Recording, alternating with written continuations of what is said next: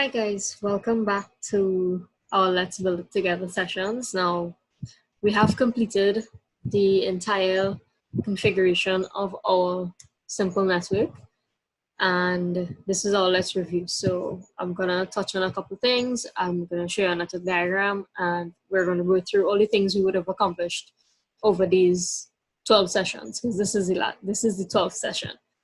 So again, I would have shown this in probably like the first video. We went through the Juniper switch management, the in-band and the out-of-band. We did some VLAN configuration and design. We did inter-VLAN routing, which was configured on the switch. We configured DHCP as well on the switch. Then we moved on to the firewall. We had a session on the SRX and the FortiGate in which we configured the firewall for internet access. We created some address books and tied them to policies and things like that. In session 7, we discussed the routing, the purpose of the default route, why we need the routes, and how they're going to work together to facilitate communication. The last 3 sessions would have been strictly on Wi-Fi and the integration into the switching. So I would have shown you all Rocker Zone Director and 2 access points, as well as a sneak peek into the virtual smart zone controller. So this is what we would have built. So essentially this is just a basic network diagram. So I'm gonna start at the top. Nope, we're gonna start here, because when we started configuring on the switch.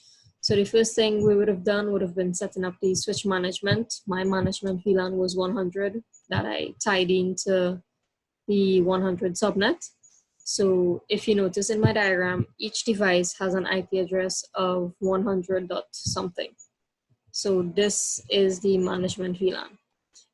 So that's one of the first things we would have done. We would have configured other VLANs for users. For example, the VLAN 20, the VLAN 30, we had VLAN 40 for corporate Wi-Fi, VLAN 50 for guest Wi-Fi. And once we would have done that, we would have configured DHCP as well to be able to distribute addresses dynamically to everyone on the network, whether it's a phone, a laptop, a printer, or things like that. Next, we would have moved on to firewall configurations. Now, my lines might look funny, but it's just simulating that we did use 2 different firewalls, but it was the same IP addresses. So on our access port from the switch, it was 10.1 that connected to 10.2, whether it was the FortiGate firewall or the Juniper firewall. Again, for ease of management, to toggle between the devices, I would have set different management IPs on them both.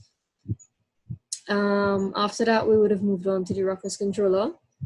We would have set up the WLAN groups, the access points, the access point groups, and I would have discussed the guest networks as well, the differences between guest WLAN and a hotspot WLAN, mainly the guest being that you need a guest pass, the hotspot being that you just connect and go directly to the internet. So I do hope you all enjoyed our past sessions, and this concludes season 1 of our Let's Build It Together series. So I really do hope that you all stay tuned for all the upcoming videos. I know we have a lot of stuff in the pipeline, and you all feel free to, let us know if you all have any suggestions or any requests and things like that. If you all have any questions, you can feel free to email us or call us. I think our contact information is on the next slide. So again, thank you all for being a part of season 1 of Let's Build It Together. And I really hope you all learned and enjoyed it.